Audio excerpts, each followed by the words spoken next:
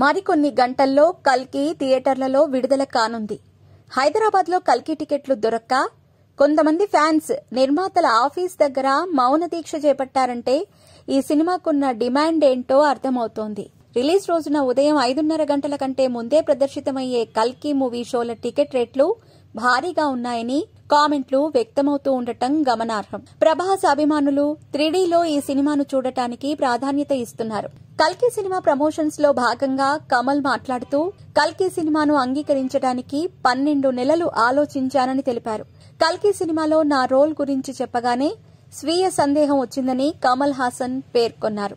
నేను దీన్ని చేయగలనా అని అనిపించిందని కమల్ వెల్లడించారు. నాకు విలన్ రోల్స్ చేయటం కొత్త కాదని, గతంలో కూడా చాలా సినిమాల్లో నెగటివ్ షేడ్స్ ఉన్న రోల్స్ లో నేను నటించానని ఆయన పేర్కొన్నారు. కానీ కల్కి సినిమాలో నా పాత్ర ఆ పాత్రలను మించిన రోల్ అని కమల్ హాసన్ చెప్పుకొచ్చారు. అందువల్లే ఈ సినిమాకు సైన్ చేయటానికి ఏడాది ఆలోచించానని ఆయన తెలిపారు. కల్కి సినిమాపై కమల్ చేసిన కామెంట్స్ అంచనాలను పెంచాయి. కాస్టింగ్ పరంగా కల్కి మూవీ భారీ మూవీ కావటంతో ఈ సినిమాపై అంచనాలు మరింత పెరుగుతున్నాయి. కొన్ని ఏరియాలలో ఈ సినిమా టికెట్స్ మరీ ఎక్కువగా ఉన్నాయని నెటిజన్ల నుంచి అభిప్రాయాలు వ్యక్తమవుతున్నాయి. కల్కి సినిమా బాక్సాఫీస్ వద్ద ఏ రేంజ్ లో సంచలనాలు సృష్టిస్తుందో చూడాల్సి ఉంది.